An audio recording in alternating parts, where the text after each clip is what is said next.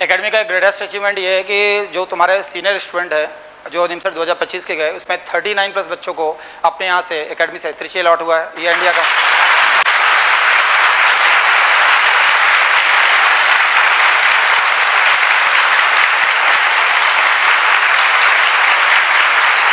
सबसे बड़ी बात यह है कि पूरे इंडिया का हाईएस्ट नंबर ऑफ स्टूडेंट जो निमसर 2025 में त्रिची जाने वाले बच्चों की संख्या में जितने में से एकेडमी है। बड़ी बात यह है कि निमसर 2025 में जो 39 स्टूडेंट त्रिची गए, highest number of 39 plus student got NIT Trichy NIMCET 2025 from जेमे।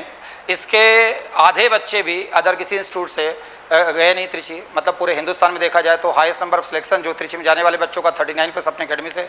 अदर किसी इंस्टीट्यूट की बात करें तो इसके आधे बच्चे भी कहीं दूसरी जगह से त्रिची पहुँचे नहीं है। और उसका रीज़न ये है कि टॉप 100 में अपने यहाँ से जितने बच्चे सेलेक्ट हुए उसके 50% बच्चे भी बाहर से कहीं है नहीं टॉप 100 के अंदर। सबसे बड़ी बात यह है कि अदर इंस्टीट्यूट में जितने टॉप 100 के अंदर स्टूडेंट है उससे ज़्यादा तो अपने यहाँ टॉप 30 में है।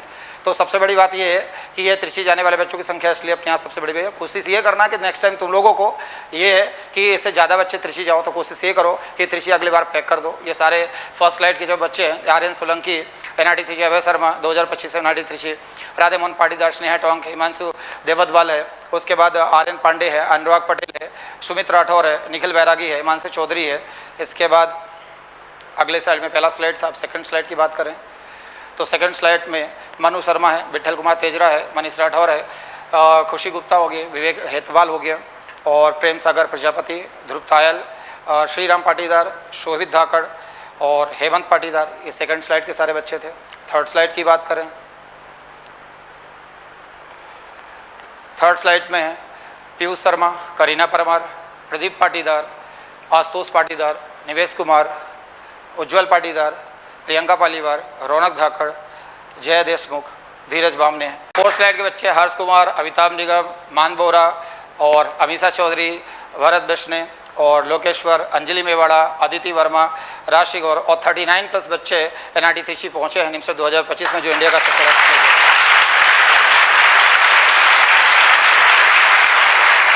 देखो सबसे बड़ी बात यह है कि एनआईटी त्रिची सबका ड्रीम होता है और ये जब बच्चे आए थे तो इनका भी ड्रीम था कि हमें एनआईटी लेना है। लेकिन जब पढ़ाई जब करना चालू करते तो बीच में ऐसी सिचुएशन आती है कि कई सारे बच्चों को ये लगने लगता कि पता नहीं हम एनआईटी त्रिची जैसे टॉप कॉलेज में जा पाएंगे कि नहीं।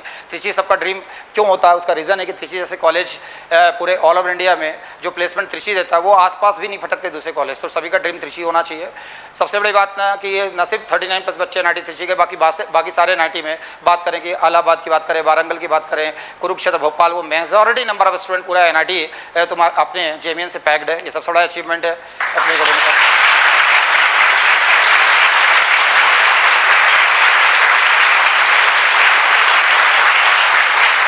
सबसे बड़ी बात मैंने बताया ना कि 39 जो हाईएस्ट नंबर ऑफ स्टूडेंट को एनआईटी त्रिची में बोल रहा हूँ कि इसके आसपास तो छोड़ो, इसके आधे बच्चे भी अदर किसी इंस्टीट्यूट से एनआईटी त्रिची नहीं पहुँचे। उसका रीज़न ये है कि अपने यहाँ जितने बच्चे टॉप 30 के अंदर सेलेक्ट हैं वो उससे मतलब लोगों के यहाँ से जितने टॉप 100 के अंदर सेलेक्ट है बच्चे, उससे ज़्यादा बच्चे टॉप 30 के अंदर तो अपनी एकेडमी से। ये पहली बात। दूसरी बात ये, हाँ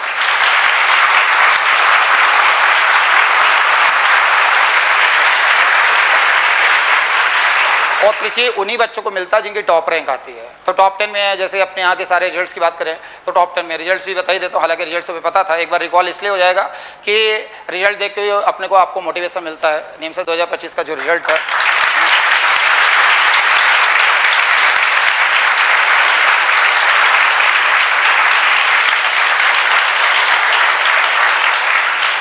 ये निमसर 2025 रिजल्ट में जेएमएन ने फिर से कर दिया सुपड़ा साफ। सुपड़ा साफ तो कर ही दिया रिजल्ट में।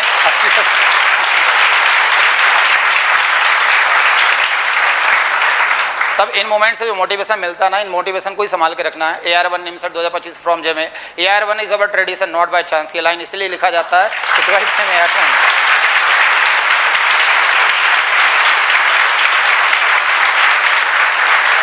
लगातार 12वीं बार ऑल इंडिया फर्स्ट रैंक निमसर में अपनी एकेडमी का है और 6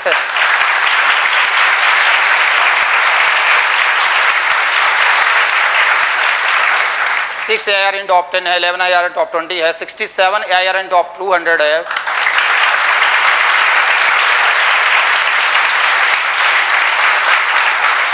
और 64 बच्चे सिलेक्ट हुए, highest number of selection in India. 464 बच्चे सिलेक्ट हुए हैं एकेडमी में।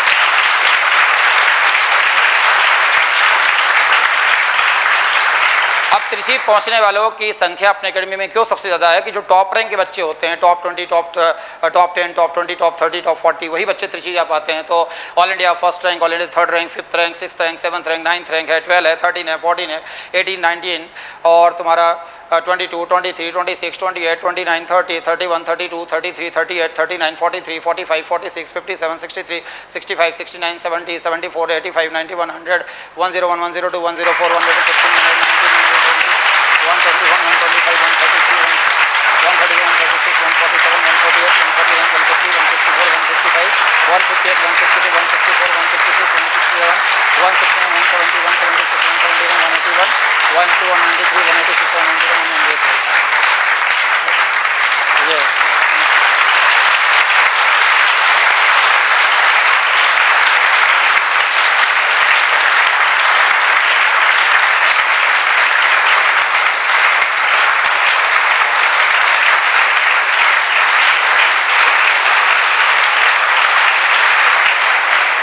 सबसे बड़ी बात, ये 12 AR1 NIMCET is from JM only. AR1 providence not by chance. पूरे हिंदुस्तान में एक भी तो अगला रिकॉर्ड अब तुम्हें बनाना है। 12 बार ऑल इंडिया फर्स्ट रैंक का रिकॉर्ड तो तुम्हारे सीनियर बना के चले गए। पहले 11 बार था, 12 बार हो गया। ये सारे ऑल इंडिया फर्स्ट रैंक, जैसे 2010 में all India first rank Priyanka की थी, 2011 में all India first rank Bhupendra Singh की थी, 2012 में अंकिता सवलानी, 2014 में मोनिका ललवानी थी, 15 में शुभम जैन था, 16 में नीलम गौर थी, 17 में प्रज्वल था और 18 में अजय लछेटा था। 19 की बात करें तो नीतीश कुमार राठौर था, 21 में आशय जैन था, 23 में कुश जायसवाल और 25 में आर्यन सोलंकी था।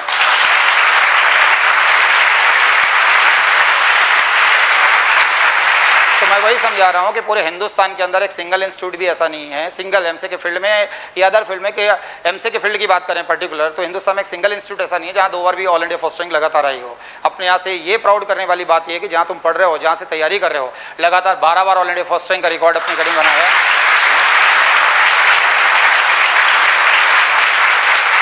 अब एक सबसे बड़ा क्वेश्चन, और सबसे बड़ा क्वेश्चन ये है कि रिजल्ट की प्रायोरिटी, सबसे बड़ी बात ये है, मैंने क्यों बोला कि हाईएस्ट नंबर बच्चे NRTC के इसका कारण है कि टॉप 10 में अगर 6 स्टूडेंट अपने यहाँ से हैं तो ऑल ओवर इंडिया का सब मिला लिया जाए, सब मिला के टॉप 10 में मेजॉरिटी बच्चे तो अपने यहाँ से टॉप 10 में 6 हैं, टॉप 20 में 11 हो गए, टॉप 30 में 17 हो गए, टॉप 200 में 67 हो गए।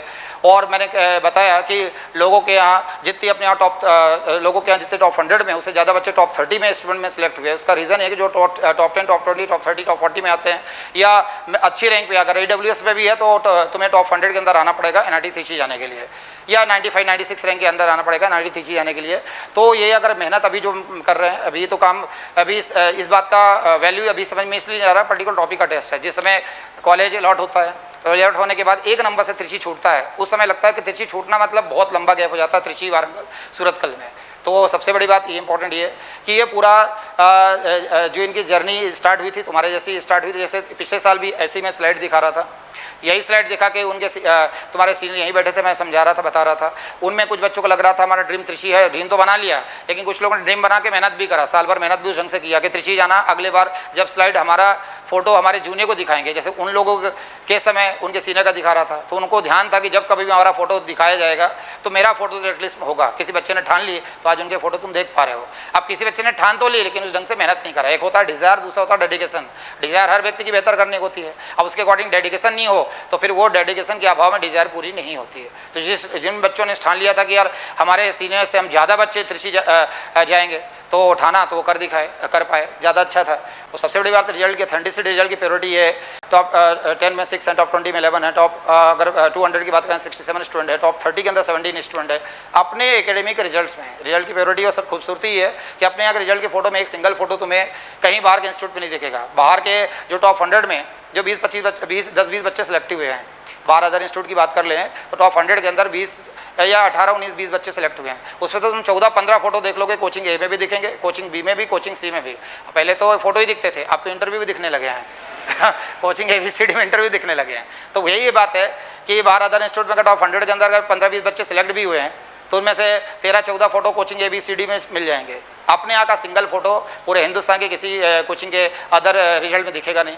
पहली बात ये कि पहली बार ही नहीं है कि लोगों के photo coaching A, coaching B, coaching C, coaching D में दिख रहे हैं। उनके पिछले साल के रिजल्ट भी उठा लो, पिछले साल, उसके पिछले साल, हर बार यही होता है। तो सबसे बड़ी बात यही है कि दिमाग में भी डालना है कि अगर हम हमारे सीनियर्स अगर 39+ बच्चे NIT त्रिची पहुँचे और बाकी सारी NIT के, ये तो त्रिची की बात कर रहा हूँ मैं, बाकी सारे NIT की बात करें, वारंगल है, इलाहाबाद है, या फिर भोपाल की बात करें, कुरुक्षेत्र की बात करें, तो लगभग मेजॉरिटी नंबर सीट अपने यहाँ के बच्चों से पैक्ड है। कोशिश ये करो कि अगली बार त्रिची तुम्हारी बैच और ऑनलाइन में जो भी सुन रहे हैं और तुम्हारी बैच के लगभग मैक्सिमम बच्चे, कोशिश करो कि पूरा त्रिची पैक कर दो। और वो पैक हो सकता है सिर्फ अगर अच्छी ईमानदारी से मेहनत करो। अब मुद्दे की बात ये कि सब पूरे इंडिया का हाईएस्ट नंबर सिलेक्शन भी एकेडमी से है और ऑल इंडिया फर्स्ट रैंक लगातार 12वीं बार आई।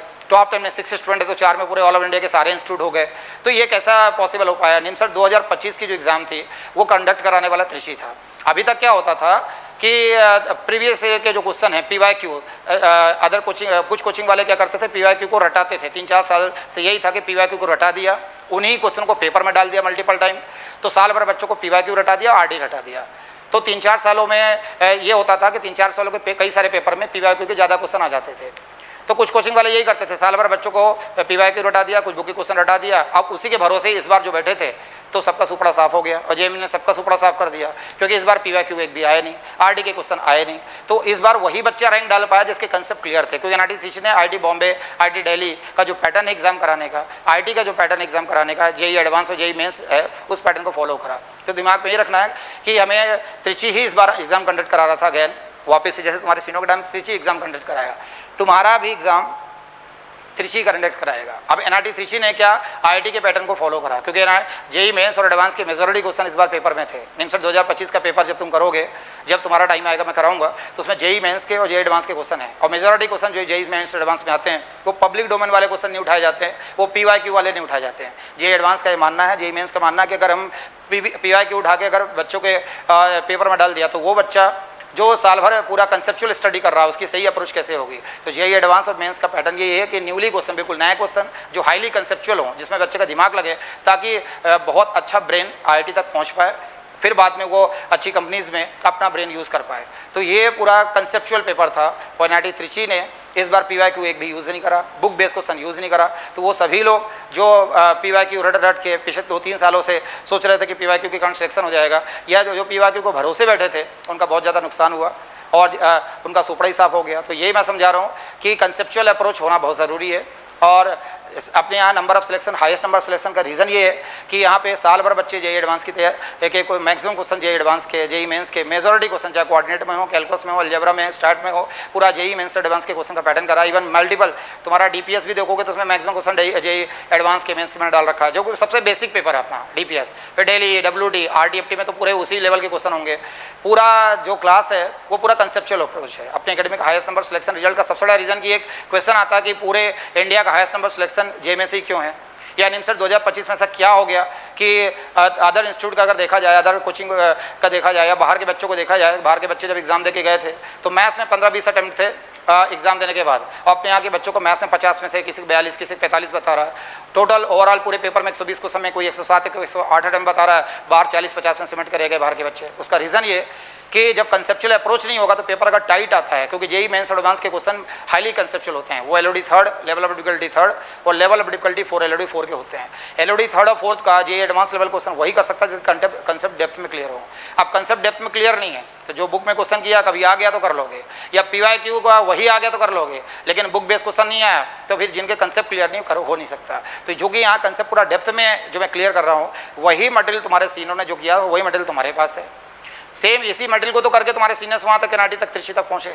वही सबसे बड़ी बात है कि अगर ऑल इंडिया फर्स्ट रैंक अपने यहाँ से, तो ऐसा तो नहीं कि अपनी एकेडमी के अलावा हिंदुस्तान में कोई लड़का ही नहीं होगा जो फर्स्ट रैंक लाने की कुव्वत नहीं रखता होगा, लेकिन उसका सही मार्गदर्शन करने वाला कोई मेंटर नहीं मिला जो उसको सही मार्गदर्शन कर दे। ऐसा नहीं कि आर्यन सोलंकी में ही दम था कि ऑल इंडिया फर्स्ट रैंक ला सकता था, अदर कोई नहीं ला सकता था। ये 12 साल से लगातार ऑल इंडिया फर्स्ट रैंक अपने यहाँ से तो बाहर कोई बच्चा नहीं कर सकता है। उस लेवल का उसको मटेरियल अवेलेबल कराया जाए। अगर टॉप 10 में अपने यहाँ 6 स्टूडेंट है तो ऐसा थोड़ी कि अदर स्टूडेंट की वो क्षमता नहीं कि नहीं आ सकता, बिल्कुल आ सकता है, लेकिन उस लेवल का उसको मटेरियल, उस लेवल का उसको गाइडेंस, उस लेवल की उसको सारी चीज़ें प्रोवाइड कराई थी। अब जो तुम्हारे साल भर जो तुम्हारे सीनियर ने रिवीजन टेस्ट किया, फाइनल टेस्ट किया, किया, DPS किया, WT किया, वीकली पेपर किया, सबसे ज़्यादा इंपॉर्टेंट फाइनल पेपर किया, उसमें 14 फेस करा, उसमें इतने हायर लेवल के पेपर कर लिया कि उनको NIT 2025 का कितने बार तुमने इंटरव्यू में सुना, टॉप 10 वाले बच्चों को कई बार मल्टीपल टाइम इंटरव्यू करा दिया तुम्हारे। उन्होंने यही फीडबैक दिया कि सर हमें तो वहाँ का पेपर आसान लग रहा था, क्योंकि में इतना टफ पेपर करा दिया था आपने कि निमसर 2025 का पेपर जो NIT ने इतना टाइट और डिफिकल्ट डिज़ाइन किया था, उसके बाद भी आसान था। तो होता क्या है कि NIT अब गया वो ज़माना जब PYQ के क्वेश्चन आते थे, वो ज़माना गया कि PYQ के 10-12 क्वेश्चन आ जाते थे, 12-15 क्वेश्चन आ जाते थे, बुक के 10-12 क्वेश्चन आ गया तो 25-30 क्वेश्चन आदमी ने कर लिया तो सिलेक्शन हो गया, वो ज़माना गया, अब नहीं होने वाला। और NIT ने पैटर्न पूरा IIT का फॉलो कर रहा है। IIT क्या पैटर्न फॉलो करता है, JEE मेंस एडवांस में IIT इस बात का विशेष ध्यान रखता है कि पब्लिक डोमेन में जो क्वेश्चन हैं उन क्वेश्चनों का यूज़ ना करें, बुक के क्वेश्चन उठा के न डाले, PYQ ना डाले, ताकि ईमानदार बच्चों जो कंसेप्चुअल अप्रोच रखते हैं उन्हीं को फ़ायदा मिले। तो अच्छा ब्रेन IIT आए, अच्छा ब्रेन IIT आएगा तो वही ब्रेन जाके पूरे देश का या पूरे राष्ट्र का या हर जगह जाके बेहतर कर पाएगा। तो वो क्या करते हैं, LOD थोड़ा फोल्ड के हाईली कंसेप्चुअल क्वेश्चन वो डालते हैं पेपर में। तो वो बच्चा जो बिल्कुल डेप्थ ऑफ स्टडी कर रखा है, पूरी ईमानदारी से साल भर मेहनत कर रखा है, पूरा डेप्थ में जाके पूरी ईमानदारी से पढ़ा, उसको फायदा मिलेगा। अगर PYQ कर देगा तो जो बच्चा पढ़े ना पढ़े, जिसने रट के चला गया, घोट के चला गया, वो तो जो साल भर लापरवाही करने पढ़ने वाला दोनों बराबर हो गए। तो इस बार पूरा हाईएस्ट नंबर आप जो पूरे देखा जाए तो पूरा सारे बच्चों ने NIT पूरा पैक कर दिया। उसका रीज़न है यही है कि आपने यहाँ के जो कंसेप्चुअल स्टडी है उस स्टडी को फॉलो करा। सेम जो स्टडी मटेरियल तुम्हारे सीनियर ने करा वही सारे स्टडी मटेरियल तुम्हें प्रोवाइड हो रहा है, क्योंकि यहाँ की पूरी पढ़ाई कंसेप्चुअल स्टडी पे बेस्ड है। तो कंसेप्ट स्टडी वाला पढ़ाई का सबसे बड़ा रीज़न ये होता है कि क्वेश्चन भले कम करें पर क्वालिटी ऑफ क्वेश्चन करना ज़रूरी है। मतलब किसी बच्चे ने ठान लिया कि मैं 2000 क्वेश्चन कर लिया, लेकिन उसको अगर 2001 में क्वेश्चन भी दे दो तो नहीं कर पा रहा है, इसका मतलब ये वो क्वेश्चन को उसने कर तो लिया, वो निपटाने का काम करा कि बस अपनी लकीर बढ़ाने के लिए मैंने सेल्फ स्कोर खत्म कर लिया, मैंने RD खत्म कर लिया, मैंने 500 क्वेश्चन कर लिया तो 200 क्वेश्चन कर पाया। तो ये कॉम्पिटिशन भी चलता है, ध्यान रखना बच्चों में। पिछले साल भी था, हर साल ही रहता है। अब वो बच्चा डिमोटिवेट होने लगता है कि यार मेरी जब तक ये बुक आधी हुई तब तक ये बुक कंप्लीट कर लिया और इसमें 500 क्वेश्चन कर लिए, मैं 100 क्वेश्चन में हूँ। अगर इस अंधी दौड़ में पड़ गए, मतलब ये भी नहीं करना चाहिए कि लापरवाही में 50 क्वेश्चन करके बैठे हैं, लेकिन अगर कोई ये सोच रहा है कि बुक में अपना फिगर बढ़ाने के चक्कर में क्वांटिटी तो कवर कर रहा है, क्वालिटी कवर नहीं कर पा रहा है, और कई लोग ऐसा करते हैं और एक दूसरे को कॉम्प्लेक्स की भावना भी आ जाती है कि यार इसने 500 कर लिया, मैंने 100 करा। ये अंधी दौड़ में तो बर्बादी हो जाओगे। अगर तुम्हें 500 क्वेश्चन करने के बाद 500 एक बार नहीं कर रहा है तो 500 क्वेश्चन करने का कोई मतलब नहीं है। तो वो मैं धीरे धीरे पढ़ाई के साथ साथ मैं टिप्स दूंगा, बताऊंगा। बस इन चीज़ों से तुम्हें मोटिवेशन लेना कि जो जैसे मैंने बताया कि त्रिची में जाने वाले इतने बच्चों की संख्या है, मतलब NIT त्रिची मतलब ड्रीम कॉलेज है। मतलब अगर तुम्हारी 46 रैंक भी आ जाती है त्रिची नहीं मिलेगा, जनरल कैटेगरी में ऐसा रहता है, ये ध्यान रखना। फिर EWS में मिल जाएगा 95 तक, OBC में चलो 119-20 तक भी जा सकता है। तो बहुत मुश्किल है, इतना आसान नहीं है NIT त्रिची। मतलब पूरे हिंदुस्तान के इतने बच्चों के बीच में बैठना और एक क्वेश्चन तुम्हारा 12 नंबर छीन लेता है। तो 12 नंबर में तुम अपनी अकेडमी के रैंक में इतना फ्लक्चुएशन देख लोगे तो NIT में हज़ारों बच्चे बैठते हैं। अभी लग रहा है, लेकिन जब एग्जाम में बैठेंगे तो समझ में आएगा। ऐसा फिर बाद में लगता है सिलेक्शन ही बहुत बड़ी चीज़ है। तो मैं वही समझा रहा हूँ कि अपने यहाँ का स्टडी मटेरियल इतना R&D करके मैंने डिज़ाइन करा है कि पूरे स्टडी मटेरियल में इस बात का मैंने ध्यान रखा है कि अगर वो JEE मेंस एडवांस के एग्जाम में भी अच्छा बैठ जाएगा तो उसको पेपर टफ नहीं लगना चाहिए। अब JEE एडवांस में बैठने के बाद उसको पेपर टफ नहीं लगे, इस ढंग से पूरा मटेरियल डिज़ाइन करा है, पूरा कंसेप्चुअल स्टडी में पूरा है। मैंने कभी इस बात का ध्यान ही नहीं रखा कि मुझे 5 दिन में टॉपिक खत्म करना है। इंपॉर्टेंट ये अगर वेक्टर मैंने पढ़ाया तो वर्ल्ड का कोई भी क्वेश्चन है, कोऑर्डिनेट पढ़ाया तो वर्ल्ड का कोई भी क्वेश्चन है, उस चीज़ का फ़ायदा उठाओ, क्योंकि यही सेम मटेरियल, यही सेम जो टीचिंग टेक्निक है, यही सारे इंपॉर्टेंट मटेरियल करके तुम्हारे सीनियर ने बेहतर किया तो तुम भी कर सकते हो। दूसरी बात ये कि त्रिची ने पूरा पैटर्न ही JEE एडवांस का फॉलो कर रहा है। पेपर काफ़ी टाइट था इस बार का, इस टाइप के पेपर IIT में ही आते हैं। तो इस बात को अभी से दिमाग में उठा लो। तुम्हारे सीनियर के लिए तो फिर भी एक सरप्राइजिंग था, उनके लिए फर्स्ट टाइम एग्जाम था। NIT ने पहली बार कराया नहीं NIT, उसके पहले पब्लिक डोमेन में NIT का पेपर नहीं था।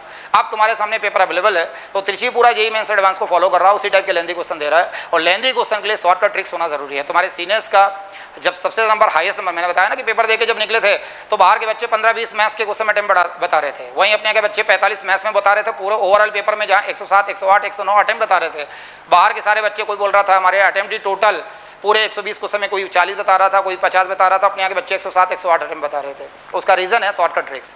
तो अगर शॉर्टकट ट्रिक्स से अगर अप्रोच नहीं करेंगे तो लेंदी पेपर तो नहीं किया जा सकता कि JEE एडवांस लेवल के क्वेश्चन को करने में फिर 5-5, 7-7 मिनट क्वेश्चन में लगेगा। अब 5 मिनट भी अगर एक क्वेश्चन में लगेगा तो 1 घंटे में तो 12 ही क्वेश्चन कर पाएगा वो। अब पेपर में 1 घंटा 10 मिनट रहता है, तो वैसे 15-16 से ज़्यादा क्वेश्चन कोई कर ही नहीं सकता कि एडवांस लेवल के क्वेश्चन को अगर मेथड जाओगे तो 5-7 मिनट लगता है। अगर 5 मिनट एक क्वेश्चन मिल रहा है तो 12-5 60 1 घंटे में मान लो उसने 12 क्वेश्चन करा, ज़्यादा से ज़्यादा उसने 13-14-15 क्वेश्चन कर लेगा। अब आते हुए क्वेश्चन भी छूटेंगे, आ रहा है लेकिन छूट रहा है। अब छूट रहा तो अभी टाइम बाउंडेड एग्जाम होगी, 70 मिनट में पेपर ओवर हो जाता है। मैथ्स वाला सेक्शन 30 मिनट रीजनिंग के लिए मिलते हैं, 20 मिनट में कंप्यूटर इंग्लिश करना है। अब तुम्हें मैथ्स अगर करना भी चाहो लेकिन टाइम मैथ्स का टाइम 70 मिनट हुआ, मैथ्स डिसअपियर हो गया, रीजनिंग वाला सेक्शन आ गया। तो प्रैक्टिस कितनी भी कर लें, लेकिन पेपर में अगर जेईई एडवांस और मेंस लेवल के क्वेश्चन आएंगे, पेपर लेंदी होगा, तो एक ही तरीका शॉर्टकट ट्रिक्स। तो तुम्हारे सीनों के जीतने का सबसे बड़ा कारण है कंसेप्चुअल अप्रोच। उन्होंने ये ध्यान नहीं दिया कि प्रीवियस ईयर के क्वेश्चन मुझे याद रख लूँ तो उसका फ़ायदा मिल जाएगा। उसको लगा कि मैंने उनको ये समझा रखा था कि अगर प्रीवियस ईयर के क्वेश्चन आ रहे हैं तो वो सारे पेपर के दौरान तो तुमने प्रीवियस ईयर का सॉल्व कर लिया, उनको बार बार तुम्हें दिमाग में ना रख के इस बात का ध्यान रखना कि प्रीवियस ईयर का एक भी क्वेश्चन आया, बुक का एक भी क्वेश्चन आया तो भी हमारे टॉप रैंक आना चाहिए। तो कंसेप्चुअल अप्रोच रखोगे, तुम्हें तैरना आता है तो ये फर्क नहीं पड़ता वो तालाब तुम्हारे गांव का है, तुम्हारे क्षेत्र का है, कि वर्ल्ड में किसी भी टाउन का है, सिटी का तालाब है, तैरना आता है तो किसी भी तालाब में तैर लोगे। स्विमिंग प्रॉपर आना चाहिए, कंसेप्ट क्लियर है तो जेईई मेंस एडवांस का कोई भी क्वेश्चन टफ आ जाए, एनआईटी थीसी कहीं से पेपर डिजाइन कर ले, कर लोगे। फिर टफ क्वेश्चन करना एक अलग चीज़ है कि टफ क्वेश्चन आ गया कर लिया, लेकिन टाइम का क्या करोगे? टफ क्वेश्चन तो आ रहा है तो हमें सॉल्व करना आ रहा है, लेकिन टाइम हमें 3 मिनट 4 मिनट लग रहा है, 5 मिनट लग रहा है, तो हमारे 70 मिनट में 14-15 क्वेश्चन नहीं हो पाएंगे क्योंकि पेपर टाइट भी है। तो अब हम मेथड आ रहा है, क्वेश्चन आ रहा है, सॉल्व करना आ रहा है, लेकिन टाइम मैनेज नहीं कर पा रहे हैं, तो उसका एक ही तरीका शॉर्टकट ट्रिक्स। तो यहाँ भर भर के मैं एक क्वेश्चन के 4-4 5-5 शॉर्टकट क्यों बताता हूँ कि कभी एक शॉर्टकट अगर तुम्हारा मान लो एक शॉर्टकट लगाया हो, मालूम पड़ा एक या दो ऑप्शन सेटिस्फाइड हो जाए फर्स्ट और थर्ड, तो तुम्हारे पास दूसरा शॉर्टकट भी अवेलेबल होना चाहिए। तुम्हारे तुनीर में वो सारे बाण होना चाहिए कि एक बाण से अगर वो धराशायी नहीं हुआ है तो दूसरा बाण तीसरा बाण कर लिया। तो कुल मिला के सारे शॉर्टकट्स तुम्हारे पास हैं, 1-1 2-2 3-3। बस इसका यूज़ कब कर पाओगे? जब मल्टीपल टाइम इसको क्वेश्चन में इंप्लीमेंट करोगे। अगर एक बार इंप्लीमेंट करके चुपचाप बैठ गए तो होता क्या, मैथ सब्जेक्ट प्रैक्टिस का है। प्रैक्टिस नहीं करोगे तो जैसे पूरा फॉर्मूले बचपन में जो पढ़ा था, कंसेप्ट पढ़ा था, वो आज तक कंसेप्ट फार्मूले तुम्हारे याद इसलिए हैं कि किसी न किसी रूप में टच में थे, चाहे वो 2 का टेबल है, एडिशन सब्सट्रैक्शन, लेकिन वो कहानियाँ और सारे पोएम आज भूल गए। तो इसी शॉर्टकट ट्रिक्स को बार बार अप्लाई करना पड़ेगा।